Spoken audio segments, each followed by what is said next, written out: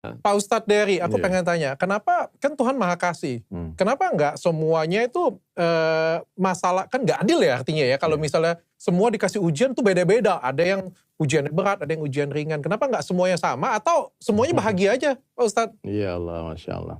Bukan Tuhan ya, Allah ya. Tuhan kan Tuhan Tuhan ya. Kan Langsung Tuhan macam dimarahin aja, lu.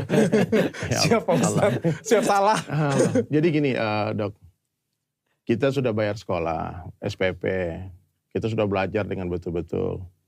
Pas waktu ujian, teman kita diuji, kita enggak. Marah enggak? Marah ya, Marah nggak lah, adil. kan nggak adil dong.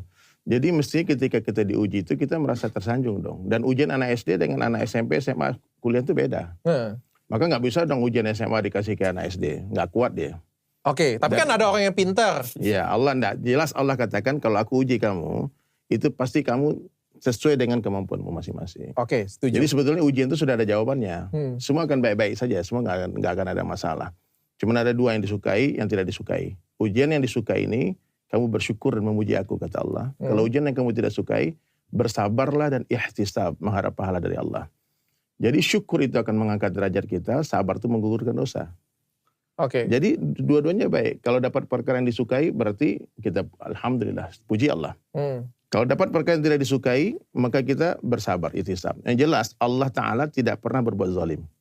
Dalam hadis qudsi itu Allah jelaskan, ya ibadi, wahai hamba-hambaku, ya ini haram tu zulma ala nafsi. Aku mengharamkan kezaliman atas diriku. Oke. Jadi tidak mungkin Allah itu menghendaki kita binasa, kita sengsara, kita menderita. Nggak mungkin. Jadi semuanya disesuaikan dengan kapasitas Semua kita. dengan kapasitas, dan yakinlah tidak ada hubungannya kekayaan dengan kebahagiaan, kemiskinan dengan kesengsaraan. Nggak ada. Jadi orang pikir kadang-kadang kalau diberi kemiskinan, oh Allah nggak sayang sama saya. Yeah. Kenapa aku nggak diuji dengan kaya saja?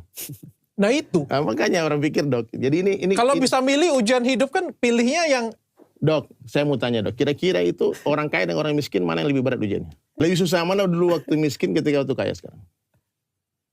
Jujur aja. Saya tahu jawabannya Pak Ustadz. Paham. Tapi sebenarnya kalau boleh saya jujur, lebih susah orang nggak ada duit Pak Ustadz. Oke. Orang nggak ada duit itu rasanya, ini sebenarnya ada di topik yang kedua kita ya. Iya. Ya, dunia itu sementara, akhirat selamanya. Uang itu sementara, tapi rasanya kalau nggak ada uang, rasanya seperti di neraka Pak Ustadz. Kata orang gini ya, putus cinta minimal kalau orang kaya putus cintanya di Lamborghini katanya gitu. Nangisnya di situ. Di mikrolet. Maksudnya kayak gini Pak Ustadz, kalau misalnya kita patah hati, kita ditinggalkan teman, apapun masalahnya, tapi kalau kita masih ada uang, paling nggak itu masih ada yang membahagiakan kita. Betul. Coba bayangin kalau sudah nggak ada siapa-siapa, nggak ada uang pula. Betul.